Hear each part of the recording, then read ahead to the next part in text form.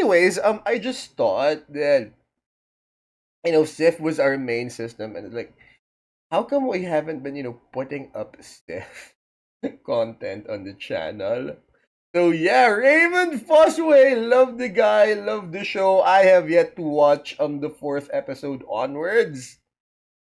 So yeah, I believe HBO has something here, and hopefully they know when to walk away from the project, or the creators aren't won't be rushed.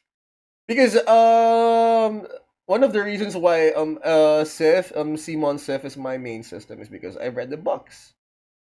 And a big fan of George R. Martin's books. Of course, I don't believe that we're ever going to see the Winds of Winter, and at a certain point, let's keep it that way. But yeah, I've also read the first installment. During that time, I've also read the first installment of The Adventures of Dunk and Egg, the Hedge Knight. And to be honest, I don't remember much of Raymun Fossaway, or with regards to the other volunteers, or Duncan's champions. But yeah, apparently we have one that's a crowd favorite, Raymun Fossaway, who was just being an awesome dude, generally an awesome dude, overall awesome dude. Anyways, You traded your honor for a lordship. Fetch me horse. Game yourself. I like it. Raymun Fossaway was the most valuable player for Team Dunk during the Lunks Trial of 7. I just realized spoilers, by the way, spoilers. I read the book, so it couldn't be spoiled for me. But guys, again, spoiler alert. In fact, he was so incredibly valuable while wearing the same clothes he wore the entire season and being the water boy just 5 minutes prior. No, he's wearing a gambus. No, he's wearing it looks like segmented plates. What do you call that type of armor? He's not wearing plate armor, but he's wearing he was wearing what do you call a brigandine? Yes. He's wearing a brigandine on top of a gambison, and he decided to add on basically chainmail. I mean, it's not completely useless. I mean, this looks like he's wearing a brigandine. Segmented plates. That some haters may say he had the thickest of plot armor during the trial. But to that I say, gods no. It wasn't plot armor that blessed Raymun Fossaway on this day, but the it looks like he's wearing brigandine. warrior himself. The warrior is one of the 7 gods that the majority of the people in Westeros follow. He represents strength in battle, with his defining elements being courage and victory. In the name of the warrior, I charge you to be brave. And that is exactly what Raymun Fossaway is. A courageous victor. Before we get to the trial, we need to quickly wearing brigandine over gambison, which isn't bad, to be honest. And then during the turn, he puts on chainmail over it. Understand who this character is, leading to this legendary conflict.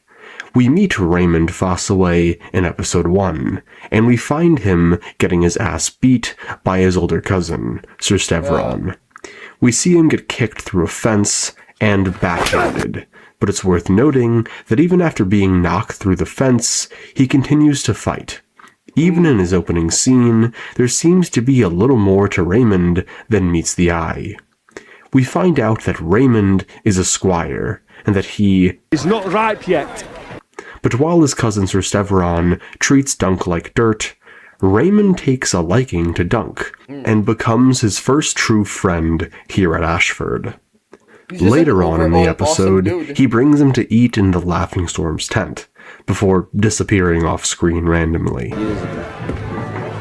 4,000 years. Where are you going? Where are you going? And then, in episode... It's like he abandoned him.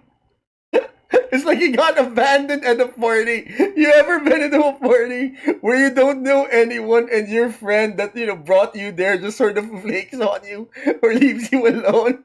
And that just happened right there. Oh my lord. Episode 3, Where are he you going? pulls Dunk into his own tent, where they drink some fresh cider, and Raymun tells Fresh Dunk his cider political sounds opinions. wonderful. They're incestuous aliens, Duncan. Blood magicers and tyrants who've burned our lands, enslaved our people. The only honourable thing a Targaryen can do for this realm is finish on his wife's tits.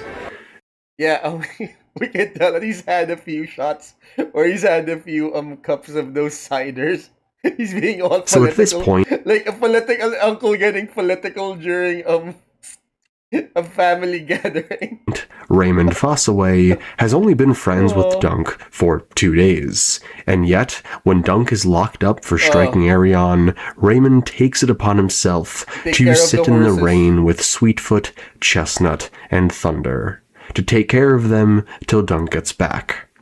And when he realizes Dunk is still alive, he gives him a big old bro hug, and simply asks, Are you hungry? You hungry? and that while he can't fight for Dunk because he's only a squire, he will help him draft Sir Stevron and do whatever he can. And then the following There was this study. It's like whatever the problem is. I can't even remember where. Like, I can't even remember where I read it, or if it was an actual study. But it's like the most comforting thing you can do to a person in distress is offer a meal or offer food, or take him for a meal, or take him out for food, regardless of if that person has just eaten or is actually hungry. But for some reason, putting a person in distress, putting food in front of a person in distress, scientifically, according to that article I read, like simply just makes everything better. So yeah, I mean, I guess everything he says, like, "Are you hungry?" It's like his first line is just to try and be comforting or something. morning, Judgment Day arrives, and this is the legendary day that Raymun Fossaway cements himself as not only one of the greatest characters in Knight of the Seven Kingdoms, but the most courageous as well. Sir Stevron gets to the field and declares he's for the other side, and instead of choosing to squire for his cousin and probably reap some benefits through being aligned with House Targaryen, Raymun Fossaway stays true to his morals, and moreover, he's disgusted by what his cousin has done. He spits on his cousin's lordship and slams Stevron's helmet into his chest. And when aggressively shoved in retaliation, Raymun Fossaway hardly moves, staring down his cousin as he rides to his despair. Above all else, Sir Raymun Fossaway is honorable. And then, now faced with the grim reality that his friend Sir Duncan the Tall will die due to his cousin's actions, Raymun Fossaway, a squire, someone who we all saw getting their ass kicked 3 days ago by that very cousin, simply says, "Coach, put me in." Oh. Sir Duncan, knight me. And I want to make this very clear. Raymun Fossaway... If you guys have seen the previous episodes, I guess they were friends, and I guess at this moment that he knew he needed to be stepped up, because he just usually calls Duncan.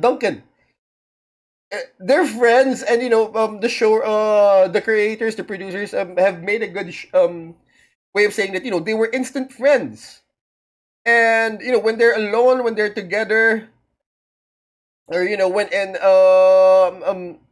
when an informal setting, they call each other by name, Duncan. I mean, they're incestuous aliens, Duncan.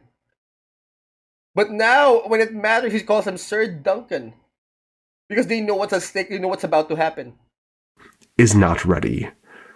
And you know what? Duncan doesn't mind, because he's not really a knight. But yeah. Across the field stands 3 Kingsguard knights, Arion Brightflame, Maekar Targaryen, the Anvil himself, and Sir Stevron, someone who was his superior until just moments ago. I don't like what they did to the Kingsguard helmet, or their interpretation of the Kingsguard. I don't like it. Across that field stands certain death, and at bare minimum, scorn from the most powerful family in the realm till the end of his days. And yet, in the face of all of this, Raymun Fossaway doesn't hesitate. He is willing to risk it all, not only for his honor, but for his friend. So he is knighted by the Laughing Storm himself, and even though he's scared shitless, Sir Raymun Fossaway lines up with the rest of Team Dunk and faces his cousin in a battle to the death. And Sir Raymun Fossaway shows up big during this trial. We see him line up to the right of the Laughing Storm, and while we don't see his first tilt, we find out later that he finds a way to stay a horse, which in and of itself is insane, considering Raymond has the least amount of armor on out of anyone. His cousin told him that he isn't ripe yet, but I guess he ripened during this tournament. In this trial. He literally just threw some chainmail on under his everyday clothes, grabbed a random helm and shield, and called it a day.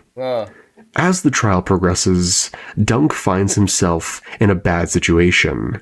There is a dagger buried deep into his hand, and Arion has the upper hand currently. When all of a sudden, Raymun Fossaway, while actively still jousting his cousin, is able to sneak in a huge hit on Arion, literally knocking him off Dunk and sending him spiraling into the mud. This hit is crucial. If Raymun doesn't come in for the save, Dunk probably dies. And as Raymond rides towards his cousin's lance, we see his head turned towards Dunk. Even as his own potential death is hurtling at him, Sir Raymun Fossaway makes it a point to check up on his friend. Unfortunately, however, this look costs him, because Sir Steveron's lance catches Raymond's shield a bit high, causing the lance to pop up and knock back Raymond's head. And Sir Raymun Fossaway just eats it and keeps on riding. How he stayed on his horse here is an answer only the warrior, I guess he ripened during this tournament, can give. for this trial. Dunk then continues to fight with Arion, and is yet again getting his butt kicked, when a whole 3 minutes later, Raymun Fossaway, still a horse, is able to interrupt their fight again and deal some damage to Arion. Keep in mind that at this point, Makar, Baylor, Arion, Dunk, and many others have been on the ground for minutes already. But Raymun Fossaway, the guy who was a squire, a water boy, 5 minutes ago, is still on. Here's the thing. I disagree with the creator, calling him a water boy. Because if you're a water boy, chances are probably you're never going to step in that court. Like, it's an NBA's water boy, because you're part of the team, yes, but you're never, suiting up and be stepping on that court if you're the water boy. But as a squire, you train alongside other squires, that, in the hopes that, you will be granted knighthood. So yeah, I don't know that I don't think that he's like describing Raymun Fossaway as this dude that just got picked from a hat or just got picked from a crowd. But no, he's training to be a knight. He's got the skills for it. But you know what? Just in the first episode, he's simply not ripe yet. But apparently, he turned ripe during this trial. His horse. He's never even been in a tournament before. How is this even possible? Training. Then, Training. Later on, as Arion yields, we see Raymond, now on his feet, beating the shit out of his older cousin, the guy that he was supposed to be squiring for just minutes ago, and the guy that was slapping the shit out of him just 2 days prior. And then, as if all of this wasn't enough, Sir Raymun Fossaway is a tank. Fossaway has enough strength left in him to help Dunk. Broken shield. Off I guess to represent Duncan being broken after the field and tend to his wounds. While 3 people who participated in this battle have already died, with a few more on death's door, Raymun Fossaway, who should have been the worst off by far, ends the trial of 7 with a sprained ankle and a busted lip. Again, I cannot stress enough, this is his rookie season.